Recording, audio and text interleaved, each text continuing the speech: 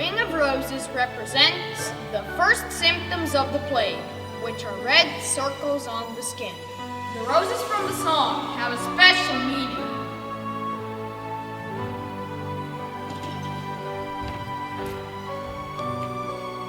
The rose symbolizes the symptoms of the plague.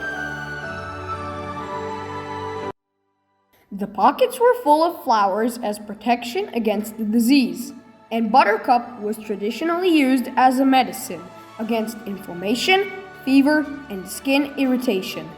Sneezing and coughing were the last symptoms of the plague, and the words, "we all fall," meant death. The first stanza of the poem actually talks about illness and dying, and the second one about medicine and healing. At the end, all children jump because they are healed.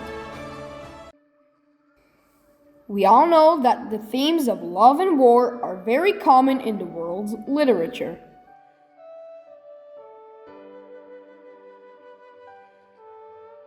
Perhaps it is well known that especially pandemics or epidemics have been present in many literary works all over the world, such as this children's folk song composed in England in 1666, the era of the plague. Reading them today, we discover a part of what we are, unfortunately, experiencing nowadays.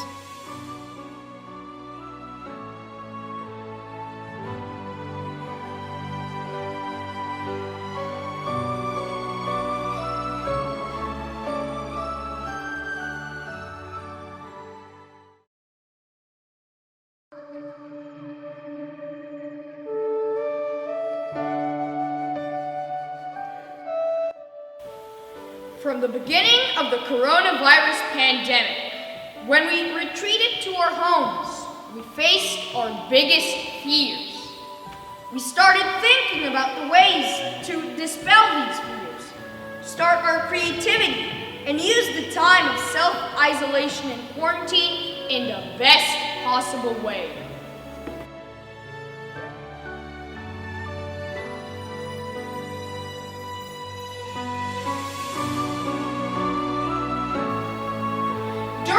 Long and rich human history, the figure of the plague was considered an extremely interesting part of a culture, often compared to equated with the figure of death. It appeared in different forms in literature and culture. Croatian oral literature often depicts the plague as either a woman or as the figure of a reaper.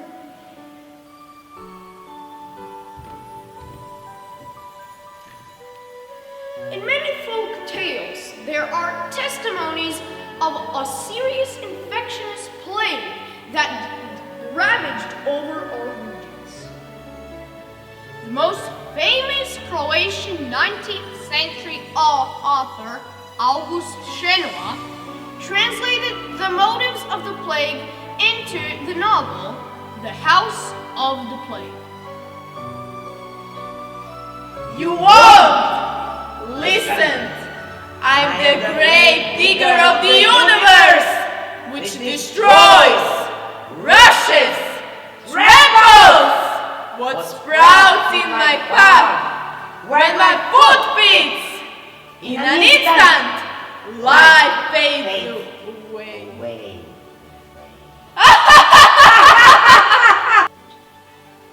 Empires pass, villagers are dying, the oak is drying, the world is collapsing!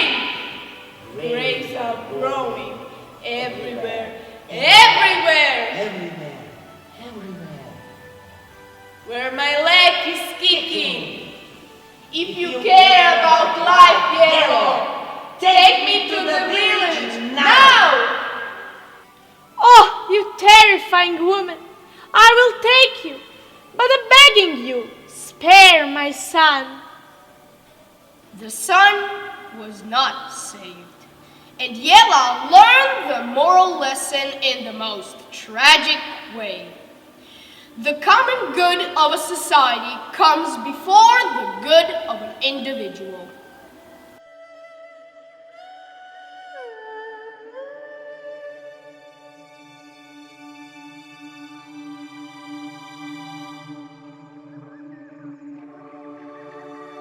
That question remains for us to answer.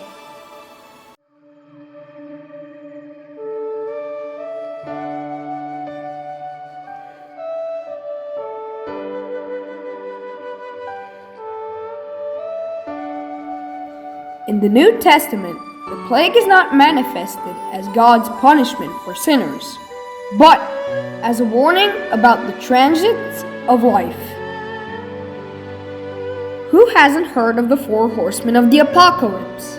Each one of them represents one evil: war, disease, famine, and death that will come down on earth on Judgment Day.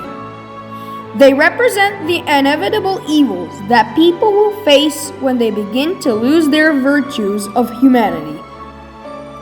Homer, an ancient Greek poet and the author of the most famous epic poems, the Iliad and the Odyssey, described a plague that decimated an army, which was attributed to the wrath of the gods.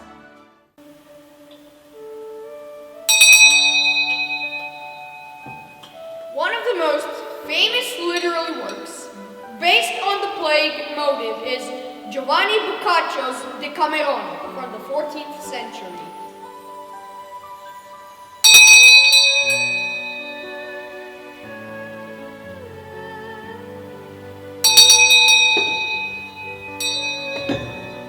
His collection of short stories was created at the time of the Black Death that reigned in Florence in 1348.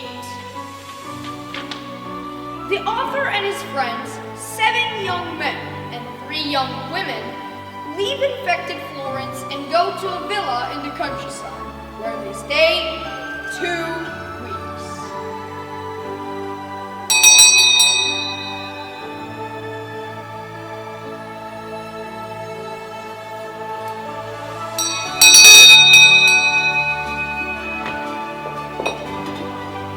During isolation, quarantine, in order to pass time, they tell each other stories.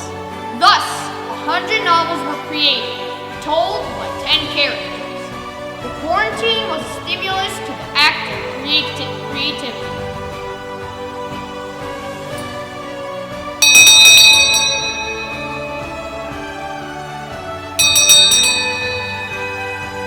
From these stories, we learn not only about the everyday life, but also that they criticized the social circumstances of the time. The Decameron is a literary source of history, showing how the plague affected and changed an entire society.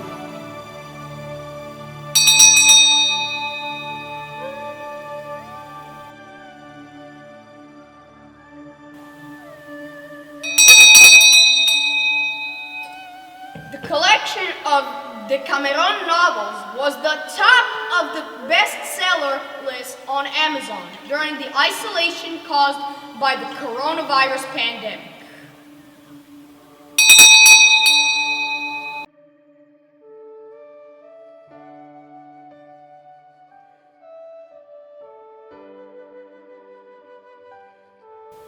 Let's stay on Italian literature for a moment.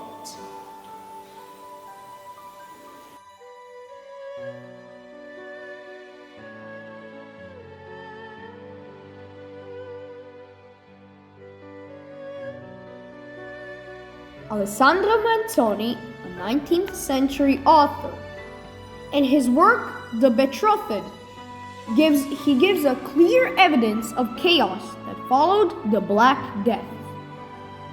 It is a historical novel set in the 17th century Lombardy during the Milan Uprising, the 30 Years' War, and the plague.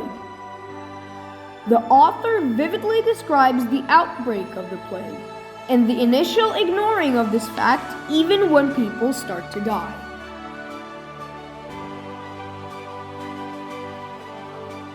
Furthermore, he narrates disobeying doctors' instructions, refusing quarantine, falsifying death certificates, the government's decisions to prohibit the gathering of large numbers of people.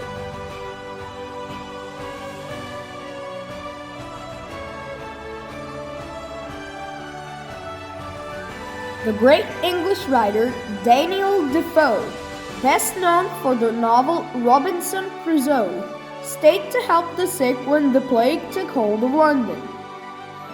Based on these experiences, he wrote a journal of the plague year in 1772. The 19th century writer Edgar Allan Poe was also inspired by the cholera epidemic in Baltimore, USA, where he lived, and wrote the novel The Mask of the Red Death. The great French writer Albert Camus, in his book The Plague, written in 1943, anticipated everything that we have experienced in the pandemic. At the time he wrote it, Camus was suffering from tuberculosis. He was isolated in Algeria, a French colony at the time. The plot of his novel was set in the city of Oran on the Algerian coast, where the plague reigned. In those terrible moments, he discovered a world he had not recognized until then, in which people had forgotten humanity and solidarity and have become arrogant materialists.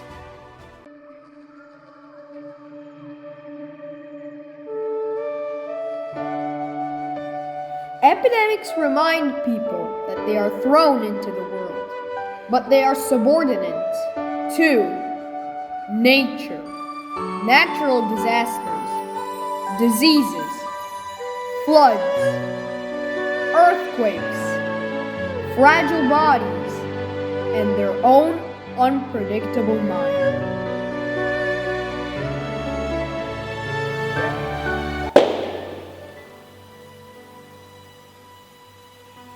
Illness changes lives. It just takes time for people to realize the changes. When the plague finally disappeared, the main character of Camus' The Plague asks a question. What does it really mean that the plague disappeared? He concludes that it cannot disappear.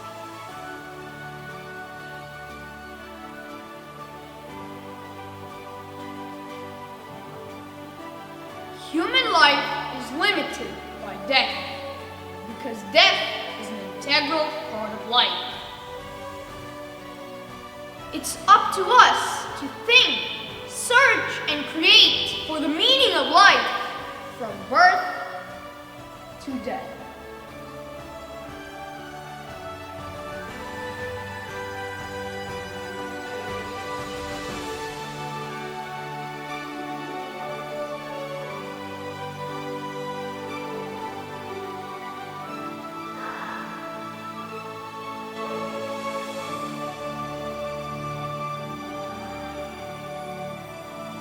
And what are you going to do about it?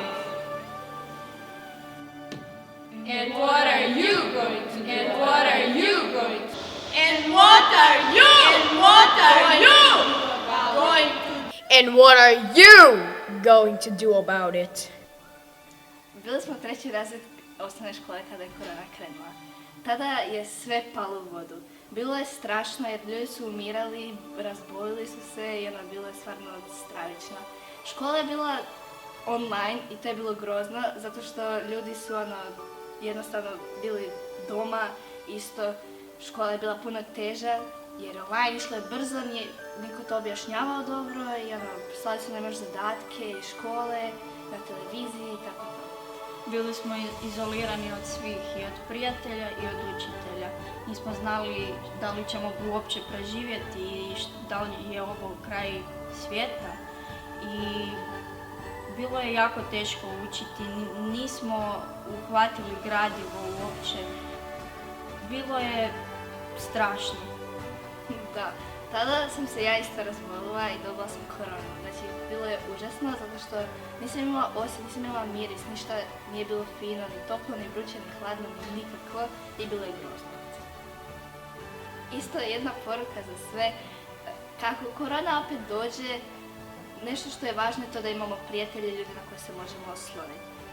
Naučili smo da je važno cijeniti naše dane i život i da moramo biti uvijek zahvalni na to što imamo i ne gledati ono što nemamo.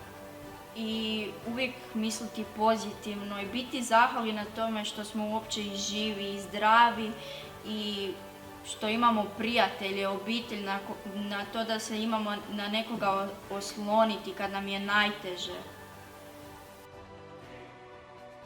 Korona, bye bye!